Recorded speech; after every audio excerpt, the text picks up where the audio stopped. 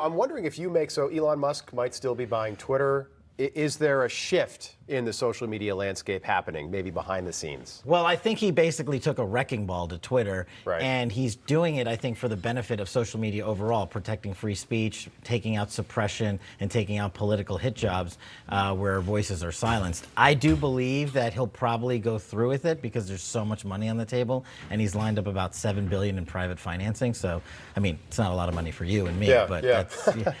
Be interesting to see how that develops, I guess, over the next several days. I want to talk about the Michael Sussmann verdict.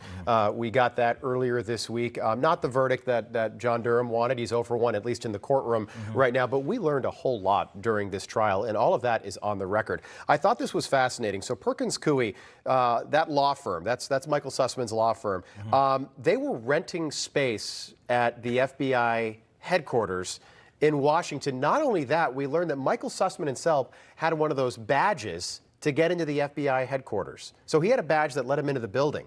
What does that tell you about the working relationship between Sussmann and the FBI? Look, for most Americans who didn't spend 16 years in government, me as a former federal prosecutor worked hand in hand in the FBI, you can't just walk in there, and rightfully so. Right. Even if you're a guest or a witness or helping on a case, you have to get screened, you have to get vetted. Giving someone badge access means they have unfettered access to the building, to secure compartmented information facilities, as we call them SCIFs, which is just fancy for bank vaults where we do classified information and work. What were FBI agents doing hand in hand with the political arm of the Hillary Clinton campaign? Do you know how much money that costs to allow that access and set up those SCIFs, or those vaults as we call them?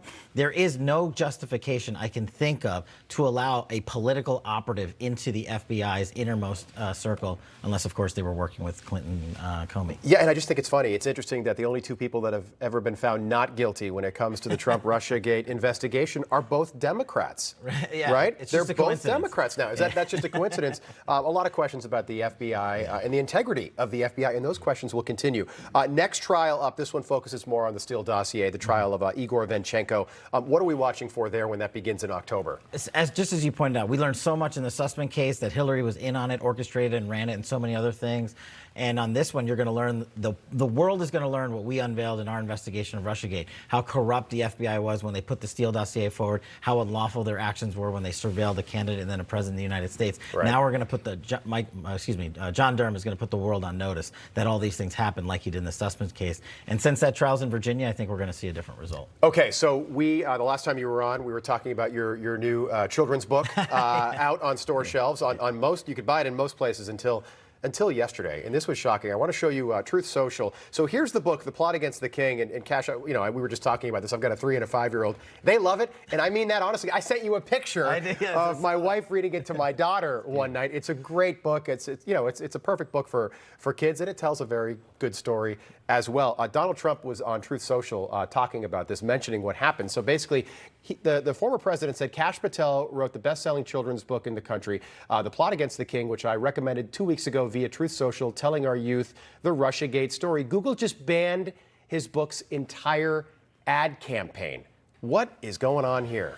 Yeah, so Google called Brave Books publisher and they said, we are seeing unusual activity and we don't believe this is reflective of what Google wants out there. So we're not only shutting down The Plot Against the King, we're shutting down an entire Brave Book publishing children's line of work. What is the unusual activity? That it's telling the truth about what happened in Russiagate and we're educating our children. But it's like it's a story. It's a kid's story, though. All the characters are different. It's just a story. It's just a kid's story, and they can't abide by the fact that we are putting out the truth instead of critical race theory in schools and bedrooms at night when you read to your kids. Right. And they weren't the only ones. Amazon came in and said, we are shutting down your reviews. They were like, your reviews are too good. Right. So you cannot leave any more reviews. Only negative reviews are allowed. Midterms 5 months away. Donald Trump says he will decide about 2024 after the midterms. So we could know what the former president's going to do within 5 months. Pretty unbelievable. Kash Patel, great having you back on. Thanks so much for being with us.